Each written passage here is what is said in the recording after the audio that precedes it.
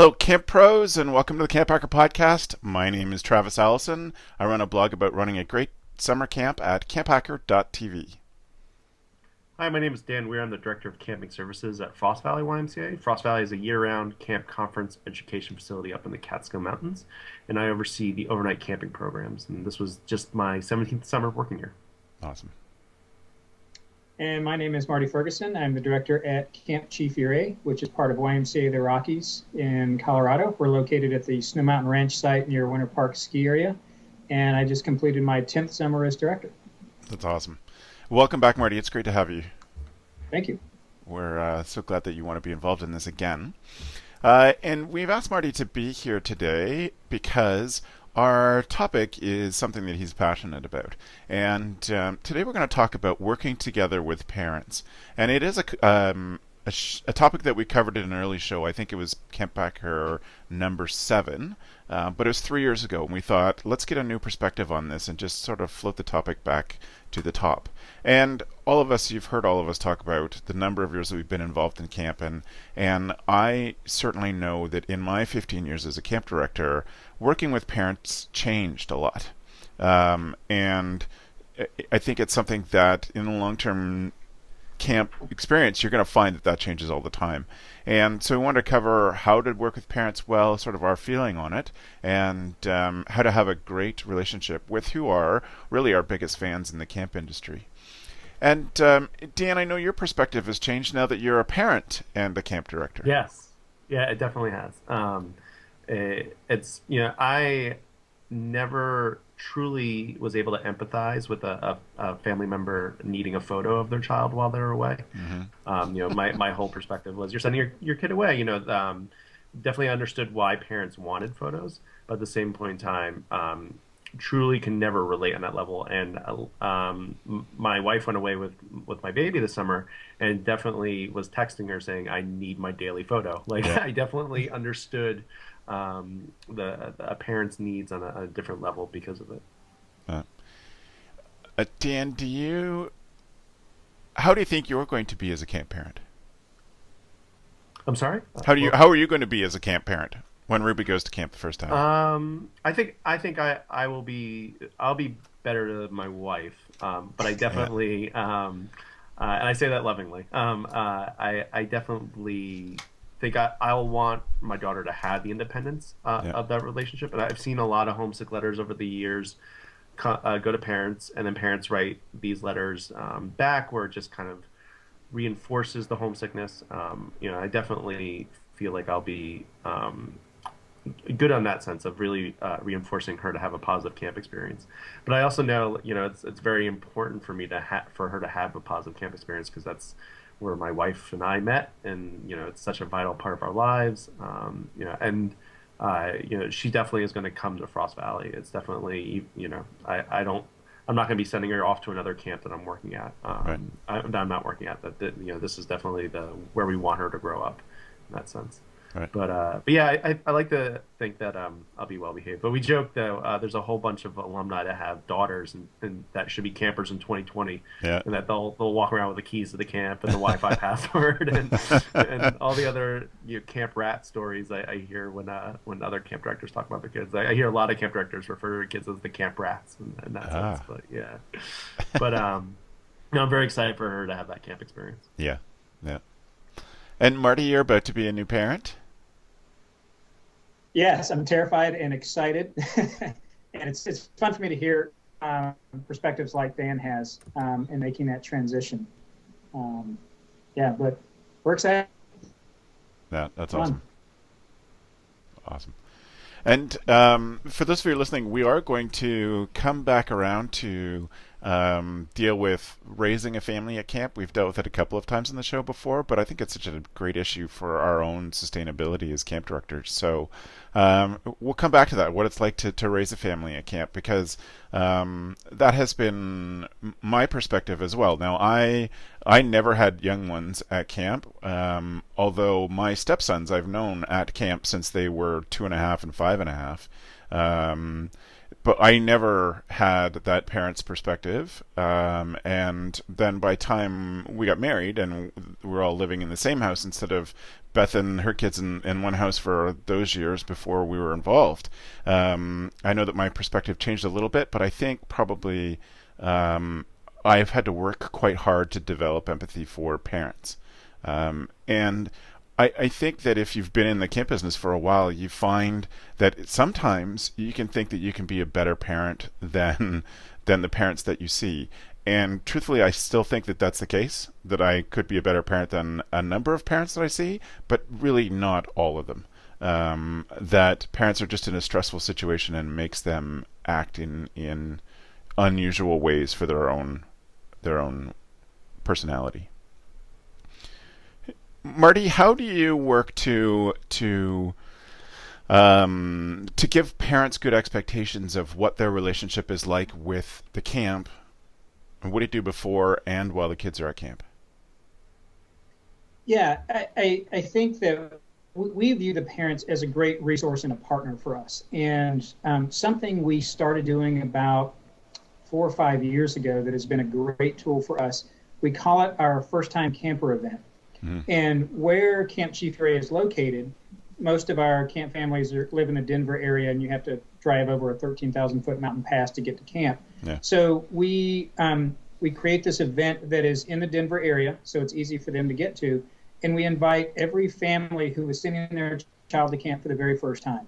And at that event, we do it at a place, it's like a nature museum for kids. So it's at a location where they can actually bring their kids to, and their kids can walk through the museum. We pay for them to walk through the museum on our dime. As kind of an incentive to come meet us. And then myself, the assistant camp director, our registrar, our program director, a couple of the camp nurses, and as many of the counselors as we can get will be at this event. And the parents can meet us in person, so they can actually put a face to the name and a face to the voice they're talking to over the phone as they register. And it's really a first step in creating that relationship with the parents, because we want a strong, close relationship with the parents. So, that certainly increases their trust level as far as who are they sending their kids off to camp, who's taking care of their kids. And then it really takes that relationship to another level where we can stand there face to face and have a conversation and hopefully ease any anxieties they have as a parent sending their kids off to camp for the very first time. And that's been a very successful event for us. We've had, as many as 400 people attend that event. Yeah. What percentage of your new families would you average at that event? I would say probably 80% of our new families show up.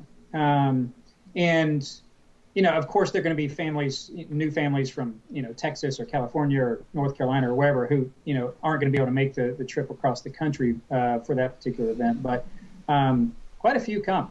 And a lot of them will bring their kids. And, the counselors that we've hired for that particular summer who are able to attend the event, they'll have like a kids corner where they can actually entertain the kids and do some camp games and that type of thing, while the parents will talk to the camp administrators. And it's worked out really well for us. Yeah, that's so smart, man. I really love that idea.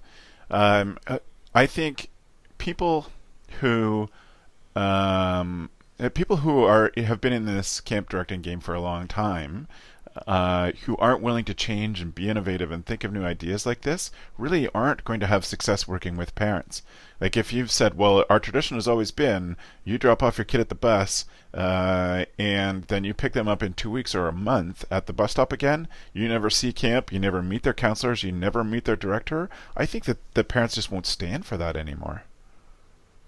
Yeah, and we've found that we highly encourage our parents to bring their kids to camp. We have that option where they can ride the bus from Denver and that sort of thing. But if someone calls when they register in February and say, so what would you recommend? We highly recommend they bring their kids to camp, see the physical facilities, meet the counselors in person.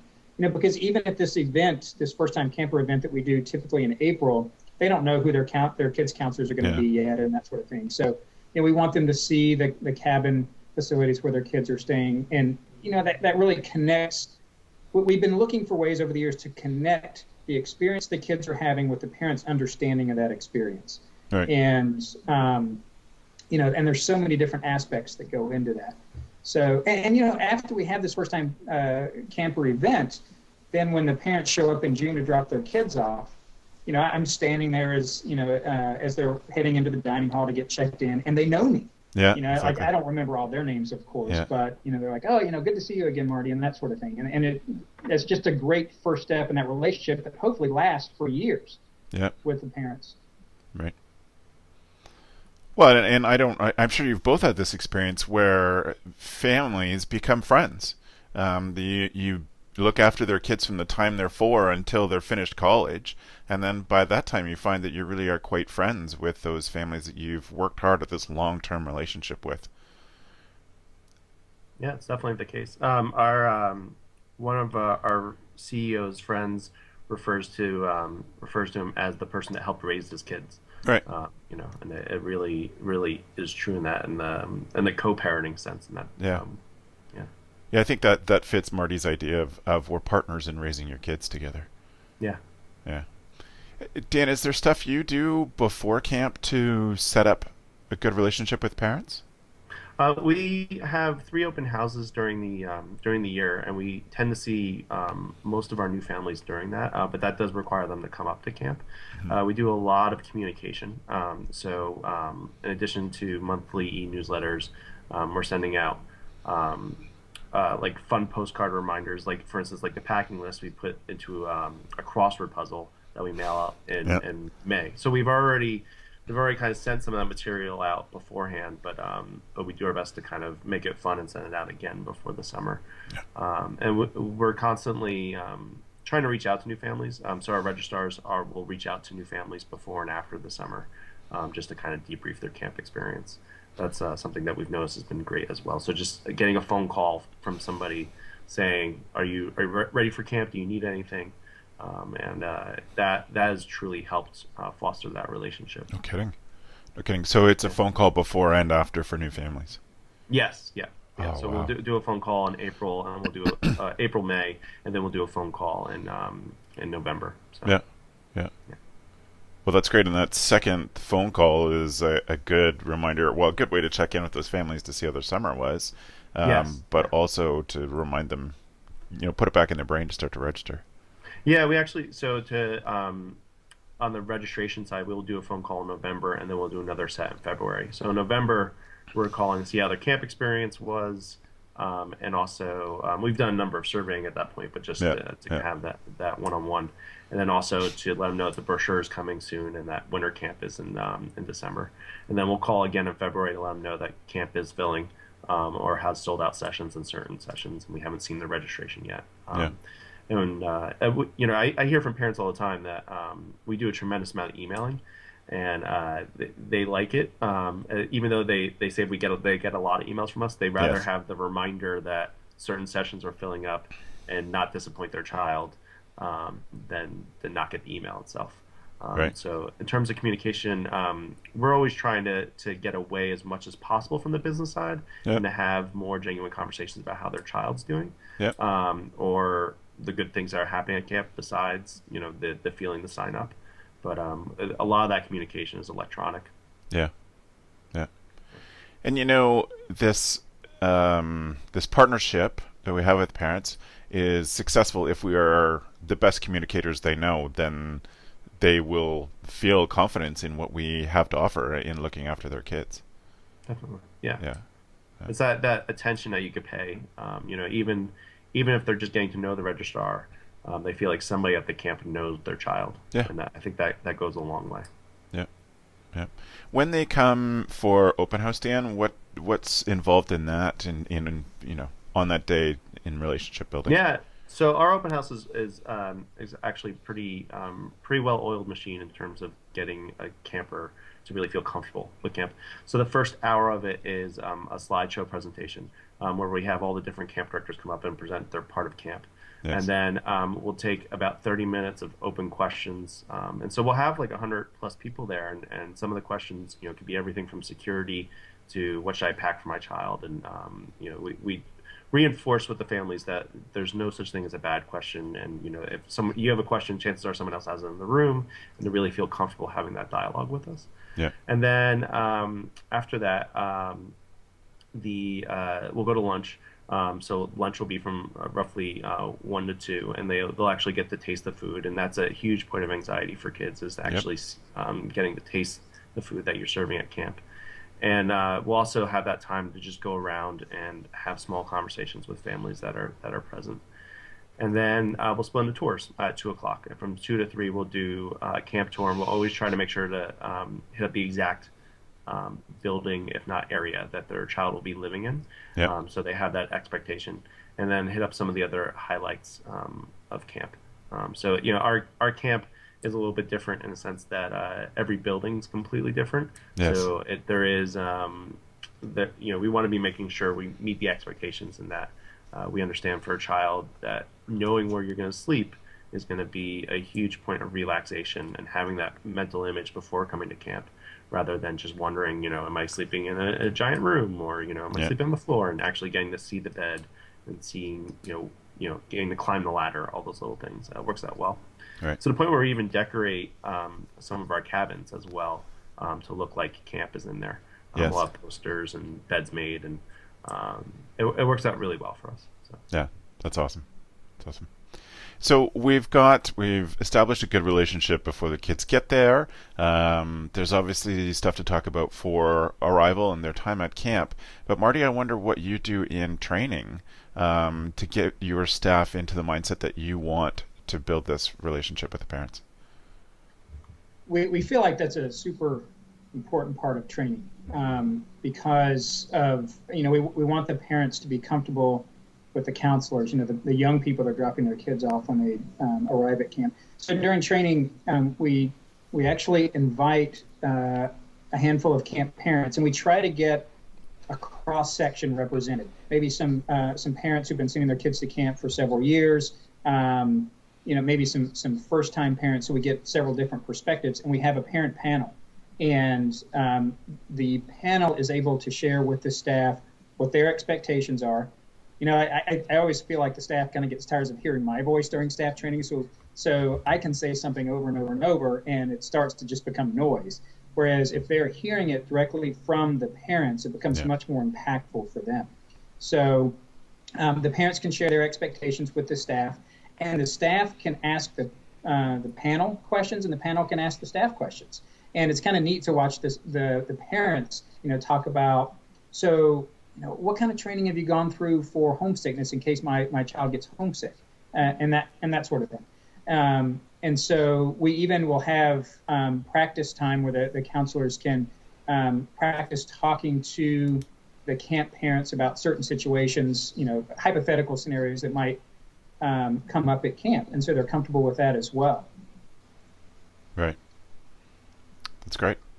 That's great. So you can really give them some, help them start to empathize with the parents, what it's like for them.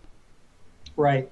Yeah. And kind of the baseline that we want to create for the counselors is for them to be thinking throughout the summer, what is something that a parent would much rather hear from me as their counselor or the camp director administrator rather than from the child? What's something that they would much rather hear from us first? And so I talk to the counselors about, if we need to make a phone call before checkout day, come to my office. Let's talk about it. Let's talk through this. Maybe it's me making the phone call. Maybe it's the counselor making the phone call, depending on the situation. Or if it's more appropriate that, we're just going to pull the parent aside at checkout day and have that face-to-face conversation, we'll do it that way as well. Kind of talk through the scenario and figure out what's the most appropriate thing with that. And the counselor shouldn't be afraid of that. They should, tackle that with enthusiasm, because we're creating that understanding that we're in partnership with the parents, and not, it's we shouldn't be afraid of them. They're our customer too.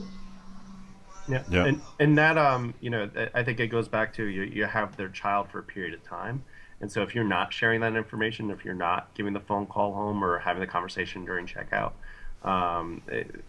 and they hear it from their kid, they got to be wondering what else has happened at camp that didn't hear from their kid, and it just kind of brews Absolutely. that mistrust that you've spent endless hours and dollars trying to build to get them to go to camp. Yeah, I think those are the little things that keep our retention rate high. Yeah. And when you're not practicing that, that's when your kids are not coming back to camp. Yeah. And I know this has been a lot of topics that are coming up today have been prominent discussions on the Camp Pros board in the last week or so. One thing that I made sure that we talked about very specifically in training, we did all those things that you did, Marty, and I think they're all very good things. I think they're essentials to do. And I wonder when people have, a 48-hour training to get their staff ready for the summer, how they get their staff in the mindset for these kinds of things. It really takes some time to build an understanding of this. One of the things that we did with our staff was we did a little session called the clientele mindset, and that sort of like the idea that the people at Disney learn how to treat their guests, and so we teach our staff how to do that as well, how to treat our guests on site, from putting out your hand and introducing yourself, how to do a good handshake, how to look people in the eye when you're talking to them, how to address grandparents maybe differently than parents, all those kinds of things, so that parents get the idea from the start that we respect their position and their relationship to us, and we know that they're essential to what we do. So we have that piece of it, but another thing we do is say, our policy was that we would do anything in the world not to have parents call their kids when the kids are only at camp 4 or 6 days. And we just knew that parents talking to kids would mean that those kids would have to go home, because that would, if the parent was nervous and the kid was nervous and they talked to each other, then the homesick would be overpowering at that point and the kid would have to go home. So we knew that over time, and we would talk to parents very specifically about this. Our trade-off with them was, we will have your child's counselor call you every day if you want, and so that we're not upsetting your child, but you get a good idea of what's going on. So we would talk to our counselors about how to talk to parents and the sort of things, and to be attentive in the conversation and not really sort of lackadaisical about it, but take it very seriously. And one of the lessons that we had to always teach counselors about calling parents: when you call from camp, you say, "Hello, this is Travis calling from camp, and your child is fine." That's the first line. That's the first line of every call. And I would do that if kids went to the hospital. I would start with, "Your child is fine." "Well, he's okay. He's just got a broken arm. Everything's fine. It's all fine. But like, your child is really had a childhood accident, nothing big." So I always want to start conversations with parents and say, and relieve that stress of parents when you of them seeing a call from camp and thinking, "Oh my gosh, my kid died," and us being sensitive to that right off the bat. Yeah. Dan, is there anything you do in training that would add to those things? We definitely cover that with the staff as a whole, in terms of the terminology that you're using with the counseling staff. But our counseling staff don't make the phone calls. Actually, we have a very large seasonal director team that makes the phone calls. Yes. And so a 3-hour training with the seasonal director team. So the first hour is we actually get a bunch of the parents of campers at Frost Valley to come in the room and to speak candidly about what it's like to be a parent. And there's a joke that there's always one of them always threatens to kill the group if they ever harm their child or anything ever happens to their child.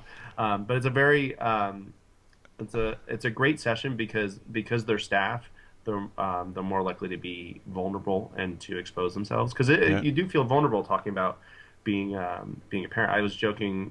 My wife and I were joking with somebody that we'd rather talk about politics or religion than parenting styles at this point, because everyone has a different philosophy on what's right, and nobody wants to believe they're raising their child wrong, and no one's wrong, but it's just everyone's very passionate about how they raise their child.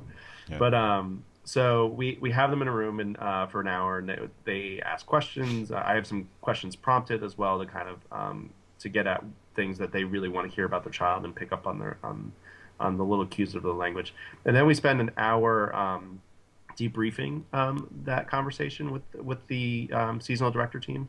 Yes. And a lot of the seasonal directors are 22 to 26. They don't have kids. It's their first time.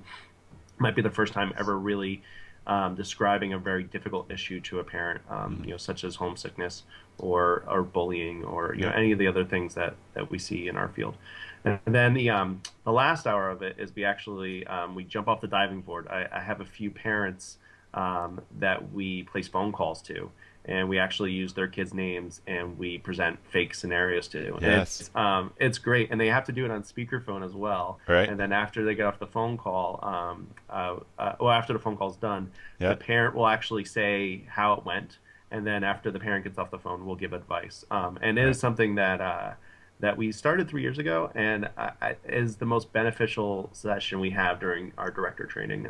People love it. It's definitely a lot of nervousness, and it Yeah. ends up being mostly my family, like my Yeah. mother, my aunt, and but we call quite a few parents that Yeah. that are happy to role play and happy to be like Right. this. And it's a lot of the parents that we've kind of converted from helicopter to being our biggest advocates, Yeah. that are happy to do this conversation with us. And yeah, it's a fantastic training. The material I use to debrief in between the sessions and kind of train them for the phone call is from Chris Thurber. He Yes. runs a great training on how to talk to parents, and Right. his psychology background definitely adds to the language you should be using with the parent. And Yeah. it's been great. So, That's cool. That's such a great idea. Such an awesome idea. So now the kids are at camp, and what do you do at Frost Valley to make parents feel like they're a partner?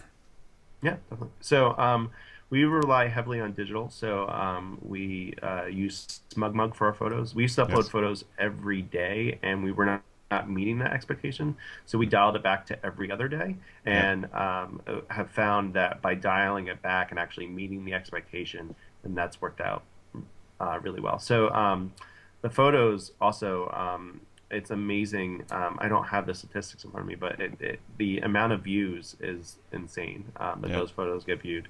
And then we all have camp photo stories about someone seeing something misinterpreted one time. There was a staff member who was very animated, talking with his hands, and was bright red, talking to a child, and that parent took it as they were being yelled at, but really the person was just sunburned, and that's just Yeah. how Owen talks. He just talks like this. That's who he is. Yes. Yeah. So there is that plus and minus of the photos, but for me, I don't want camp to be a mystery. I don't want the child to be going home and to feel like it's a mystery. The other thing in addition to that, we blog, and we'll Right. upload videos, and we'll email those out often to families about once a week, just to kind of keep the communication going. And then the last is if they ever want to call, they are more than welcome to call. And about 50% of our parents do call while their child's at camp to see how Yep. they're doing. Yeah. We've tracked it, so Yeah. and that is a huge culture shift, I would say, in the past 15 years. When I started being a camp director, it was probably, I mean, I didn't take statistics, but it was probably like more like 25%. And that was only like 2004. So to see it change so much in the past 10 years has definitely been cumbersome in terms of work. But I completely understand. Times have changed as well. With technology, you could text your child while they're in school and see how they're doing. Yeah. You could text their kid when they get out of school and know exactly where they're headed to. And parents don't have that level of communication anymore. I don't like referring to it as the digital umbilical cord. I feel like it's a little bit insensitive doing that. And I think that's an attitude that's definitely shifted with becoming a parent as well. Right. 'Cause, Yeah. like me needing my wife to text me photos of my 2-month-old at the time was definitely something where I was like, oh, I shouldn't really refer to this as a digital umbilical cord. It sounds almost insulting instead. Right. But yeah, I think parents just want consistency, and they want to feel like you're honest with them, and they want you to feel like that they're being approached for issues. And if you're having that clear communication, no matter what way you format it, with if it's a seasonal director or if it's the camp counselor making direct phone calls or doing the face-to-face during day camp, I think that's a big thing. But overnight camps in particular really have to overcome this hurdle because Day camps, the kid goes home every day, and the parent can Yeah. ask the question the next day. And an overnight camp, you're talking about a 2 week, 1 week, 4 week, 8 week camp experience, and you need to keep the parent involved. Right. Right. Marty, at Camp Chief Ouray, what's your communication like with parents once the kids arrive? There's not a lot of communication once the kids arrive. Most of the kids are at camp from Sunday until Friday. Mm-hmm. And we do, similar to what Dan was talking about, we do blog often. So there's oftentimes one-way communication. So we'll blog often about what's happening during the week. Parents have an opportunity to send one-way emails to their kids that we can deliver to the cabins as if it were, snail mail. Yeah. But something that's very important that we do is a checkout day. We kind of herd the parents into our dining hall before they even see their kids. And I take about 20 minutes with just the parents before they actually pick up their kids. Don't really want to go much longer than that because they're getting antsy. They really want to see their kids. Yeah. But that gives me a chance to talk a little bit about what happened during the week, what they should be asking their kids about in the car ride on the way home. Yeah. And I talked earlier about wanting to connect the experience the kids are having to the parents understanding that experience. And so we will arm them with some very specific questions. Like if our theme week was Wild West week, I might say, ask your camper about, the sheriff and the damsel in distress and the gold rush that we did on Wednesday night, or the Western themed dance, square dance or whatever that we did on dance night, or if we had a spectacular night for camp out night and there was a meteor shower, I can tell them about that and just remind them, like, ask your kids about this particular thing. Otherwise, they just fall sound asleep in the car on the way home. And how was camp, honey? Oh, it was fine. And that might be all you get. So that's pretty important. And some of our program directors will do some short presentations during that 20 minutes as well. And once again, it gives the parents a chance to see us face to face, to be able to ask us questions. And all of our administrators are very available during that checkout time if parents have any questions. But there was one important thing that we did this past summer that I wanted to bring up as kind of an example of ways that you can communicate with your parents while things are going on at camp. It was actually a tragedy that we had within the camp family. A former longtime staff member had passed away, and a lot of his friends were still working at camp. And so when we heard about it, obviously the staff had a grieving period they were going to go through, while at the same time still trying to do their job, be a great camp counselor.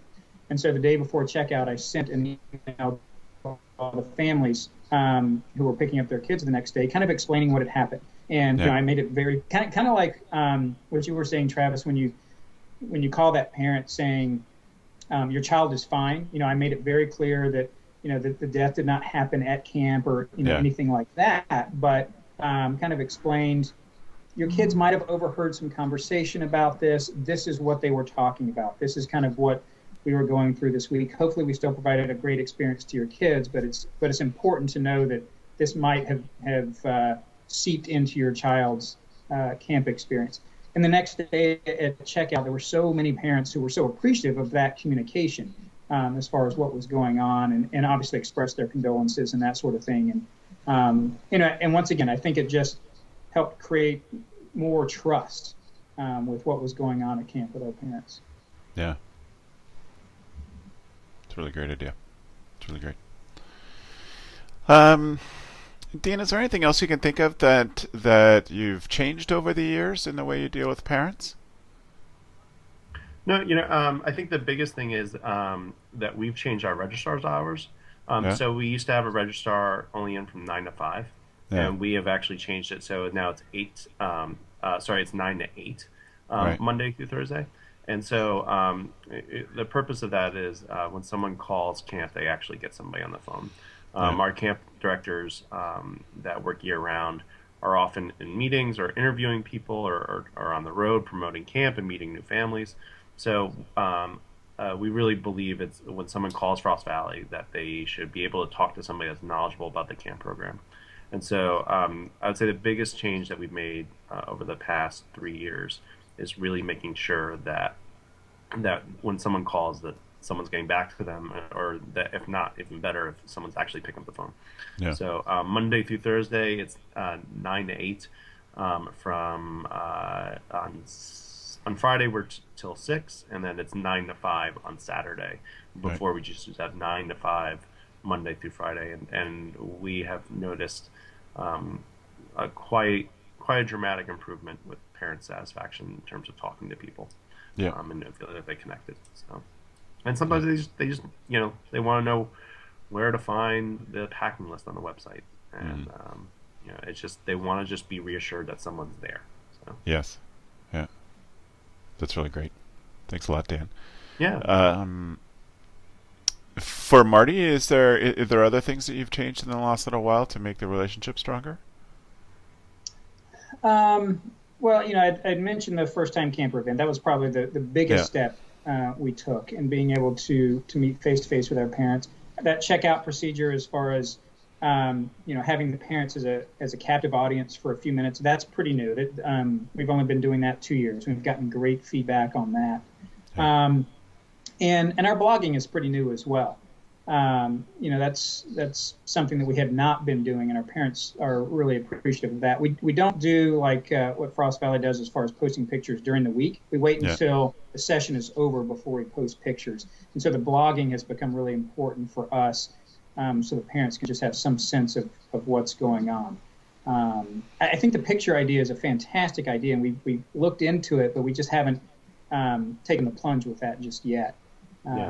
It's a tremendous amount of work. I mean, that's the biggest thing is, whatever you add to your camp, you need to make sure that it's sustainable in terms of delivering consistently. When we added photos, 15 years ago, we were saying every day, and we just weren't meeting it, and it was just causing animosity. And I think that is something that is just really important to, whatever you're going to do, just be consistent about it.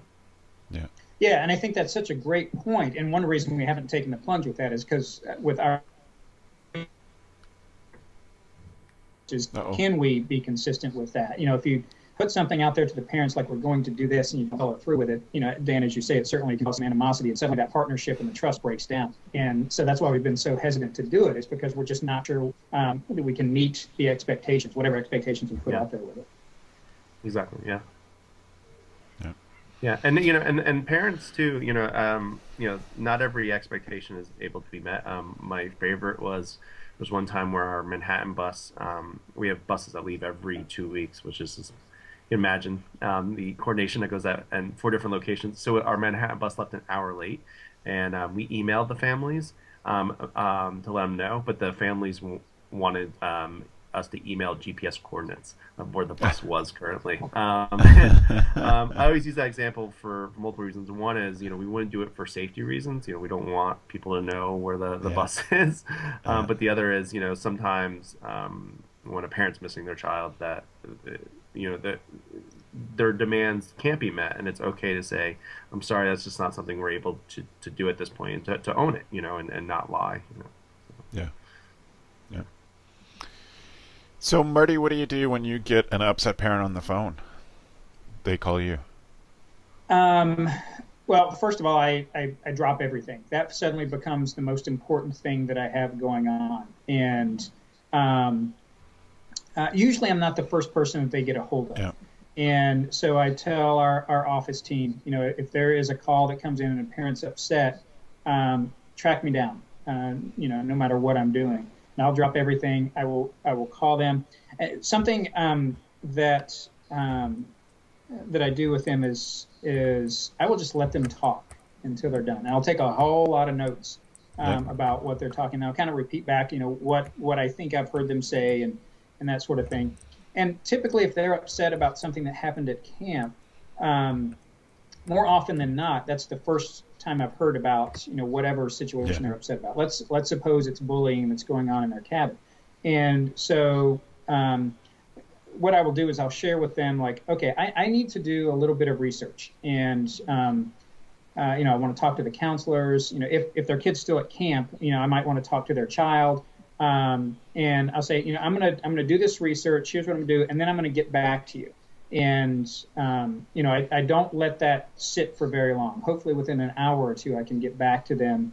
And then at that point, I can actually tell them, here's the steps we're going to do to correct whatever went wrong, whatever you're unhappy about. And I am always sure to really be grateful to the parent for bringing that to our attention. A phrase I use often is, we can't get better at what we do without you giving us feedback, good, bad, and everything in between. And, I let them know that can be a tough call for them to call and say, you haven't met my expectations. So, I really appreciate that. Thanks for bringing it to our attention. Here's what I'm going to do. And then, if there needs to be follow-up, I'll put reminders on my calendar, because you get really busy during the summer. And if, you don't want to forget something like that. And so just to help myself, I'll put reminders on my calendar about following up with that parent and just be as thorough with that process as possible. Yep, that's great. Do you have a particular way of dealing with that, Dan? Upset parent? For me, it's about empathy and that emotion, and when you're delivering the news, I think a lot of parents, their mind automatically jumps to the worst thing possible when you're calling about anything. And to really do your best to kind of explain the full situation of what's going on, and like Marty was saying, to make it the top priority.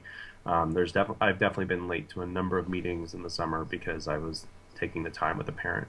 And every parent's different. I think that's really important to note.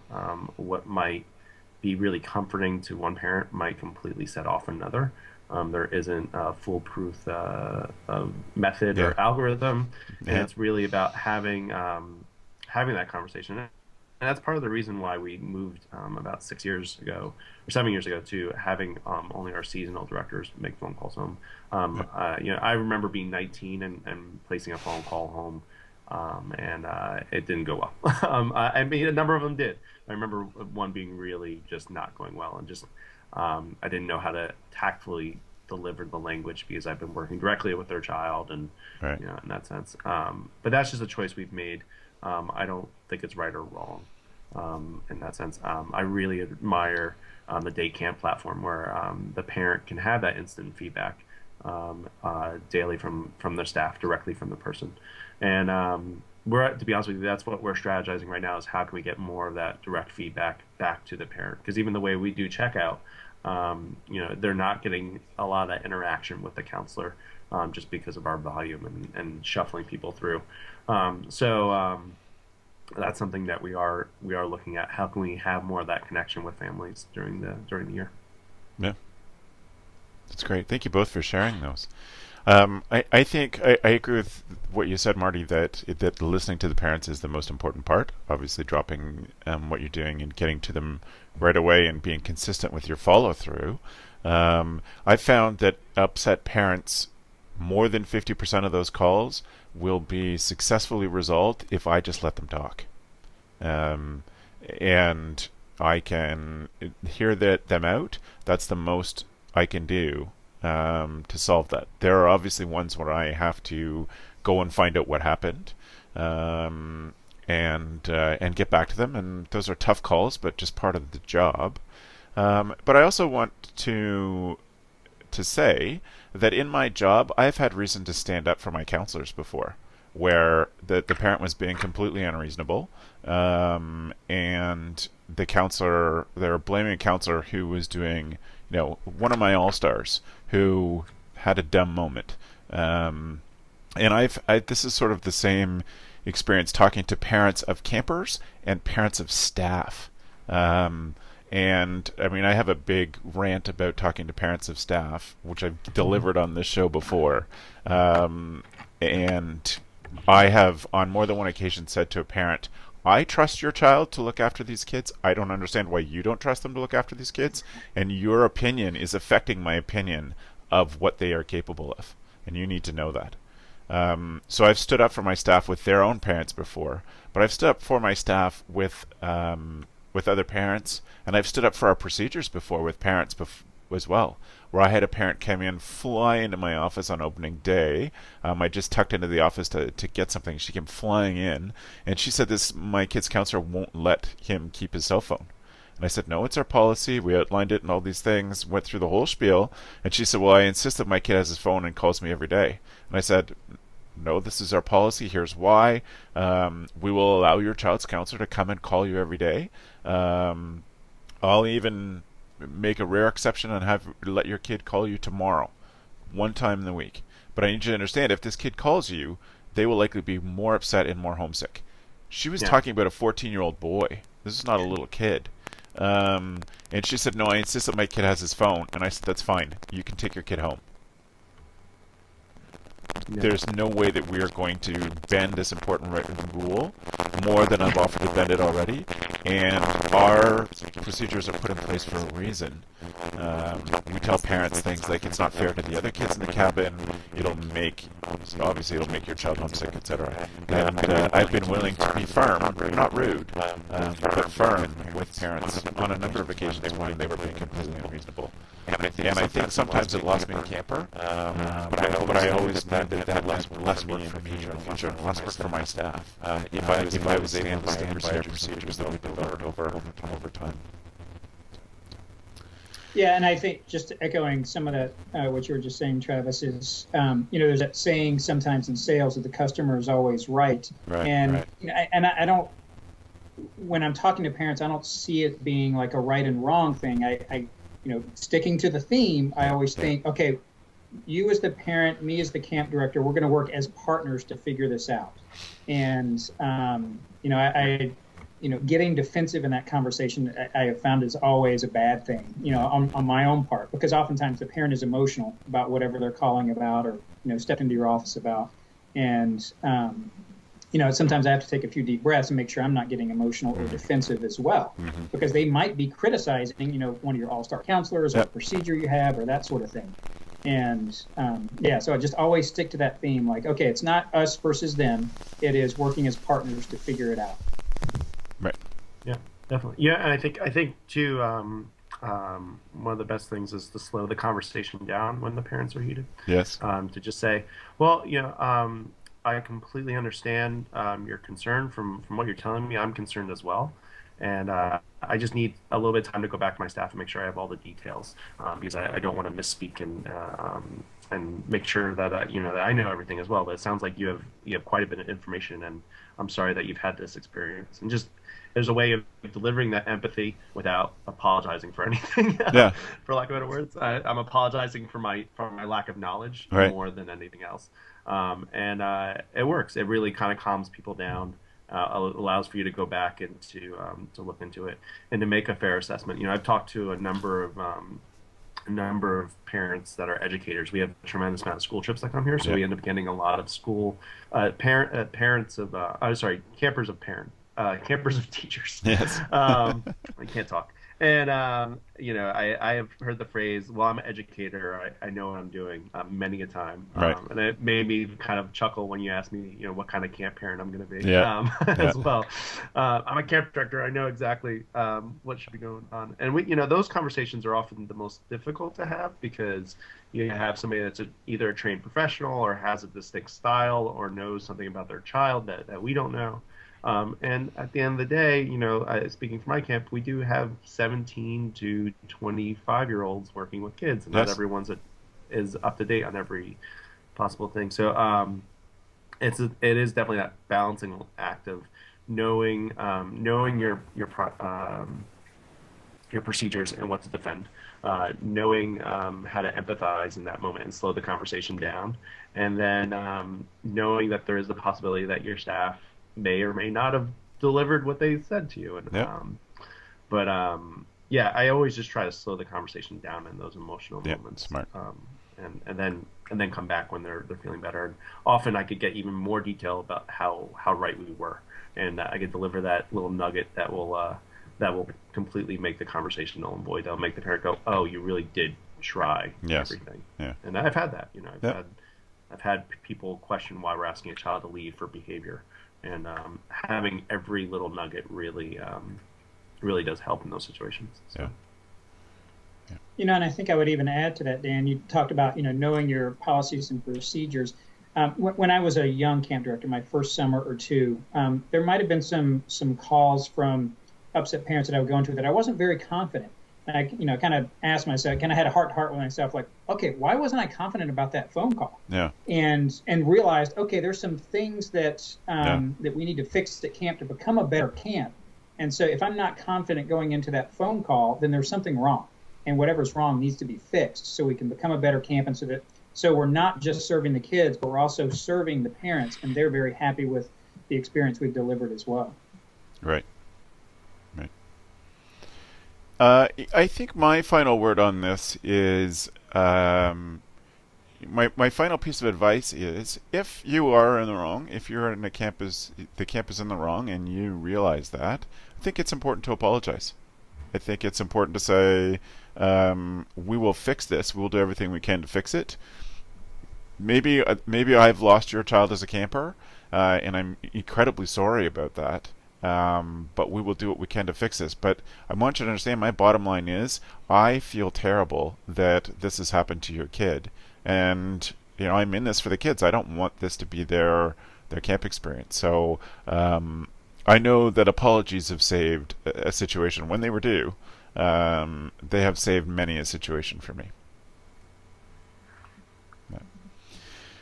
So guys, I really want to thank you for all the awesome ideas and for being so open and sharing these things. It's really great. At this point, I think we're going to move on to our tool of the week. Our tool of the week is brought to us for the first time ever by one of our Patreon patrons. So I want to thank Ruby, who's been on the show before, and who is actually working on a show for the CampHacker Network with Beth. But Ruby sponsored this tool of the week set that we have here. And so thanks, Ruby. Really appreciate that. I'm going to start with mine, and then I'll pass on to you guys. I have a cool app that I found this week that is for Facebook, and it's on that freemium model. So I get a certain number of features for free, and if I want the full package, I can pay for it. And it is an app called Post Planner, and it allows us to plan out the posts that go out on Facebook. And I can do that I can pull from a number of different areas. So they provide a bunch of things that get good reactions on Facebook. So a lot of people on Facebook, the currency is like, comment, and share. And so there are Facebook posts that get a lot of reactions. And they have generic questions that get reactions, and people ask them, and you can draw in old posts, what I call deep links from within your website, so old blog posts that are evergreen and still valuable, and put them into Schedule It so that you can set up your Facebook page to be scheduled updates for now till whenever. And I think it's a great service that'll allow you, for the times when you're busy and in the off season when you're plunging through a lot of things and you have less staff than you do in the summer, it's still important to keep up Facebook and keep that community going. This is a great service to make that easier for you. And it is at postplanner.com, but we'll have a link to that in the show notes as well. Marty, we had a good discussion about your tool of the week, and I like it because it's a no-cost one. What's yours? Yeah, before I was a camp director, I was a public school teacher, and I read somewhere that school teachers make, on average, 3,000 decisions a day. I would guess that camp administrators probably make something like 10 times that many decisions in a day. Yeah. And so oftentimes those decisions are coming from so many different people asking you questions. And as camp directors, we also have a pretty important to-do list that doesn't have anything to do with those questions. Yeah. So the first hour of my workday is when I'm the most productive. So my tool is what I call cap time. And for cap time, you can pick a fun hat, perhaps that's some visual, that when you're wearing that hat, your staff know that that's your cap time. That's when you're being the most productive. And unless it's a dire emergency, they should not be interrupting your cap time with questions. There you go, Dan. I like that. Yeah. My podcasting cap, yeah. And so it can be kind of a fun visual. I don't do it very often during the summer. It's more of kind of a fall, winter, and spring kind of thing for me. But sometimes I might pick, as little as 1 hour during a week, or if there's a lot going on, a busy week, it might be, an hour a day. But really simple tool that just helps me be a little more productive and get some of my to-do list done. Yeah, that's awesome. And I think we all know what it's like. I remember my first summer as a director. Um, I've always done my best when I was at camp to get a rest hour in at least one day a week. And I remember my first summer as a director going for a nap and a rest hour and having dreams of people calling my name. It was just so constant. People just calling my name all the time. And we that decreased over time as we learned to train our staff a little better. But that's just crazy that I would have during my waking and sleeping time, people would be calling my name wanting to ask questions. One of my favorite things is to visit another camp during the summer for the ACA, and to not hear my name on their radio is so it's like just feels so good in that moment. It's just great. Oh, that's hilarious. That's awesome. Dan, what's your tool? Great. So my tool of the week is a TED Talk from Brian Sense, and Brian Sense is the executive director of Aduco, and also has been working in the camp industry for, I want to say, as long as I have, so 17 years at least. But he did a TED Talk on risk, and it's a really great talk about why children need risk in their lives. And the link in the show notes specifically features the TED Talk, and also features his presentation as well. So I think you can watch the two side by side. Often with TED Talks, you can't see what's on the screen sometimes, and you can only see the presenter. But this, the link specifically in the show notes features that.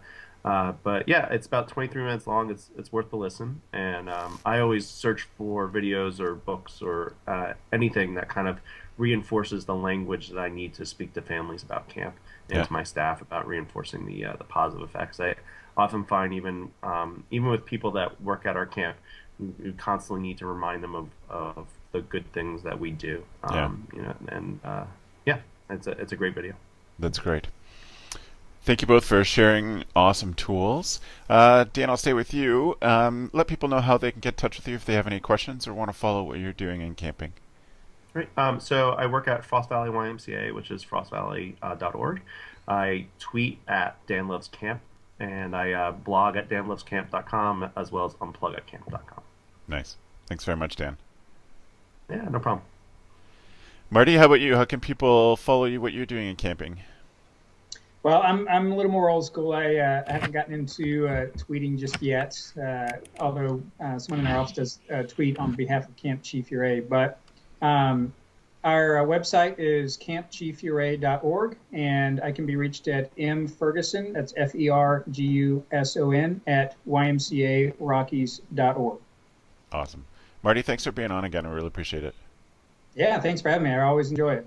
I'm glad that you were able to make time out of the the National Symposium for the Y to find a quiet space and talk to us. Yeah, thanks for having me on. It was great. So go to find our show notes at camphacker.tv/podcast. If you're watching the YouTube version of this, we'll hope that you'll click on the subscribe button just right down below this video. Leave us comments on the website, on the YouTube, or you can tweet me directly at CampHacker. That's all one word, CampHacker. Get in touch, ask us anything you want. If you want us to have a topic you'd like us to cover, to bring a panel on to talk about, we're happy to do that. We've got lots of ideas from past hosts and people calling in. Our next show is going to be with Rich Rinaldi, and we're going to talk about being a camp professional and developing a career in this. And Rich is just a longtime listener, a friend of Dan's. Dan introduced me to Rich a long time ago. So we're going to do that show because we think it's a great idea, and we're grateful that Rich stepped up and said, this I think we should talk about. So we're going to do that. So email me, Travis, at socialcatalyst.ca. Send me a tweet at CampHacker. And I think that's it. So thanks very much to you guys. I really appreciate it. And thanks for the evening, friends.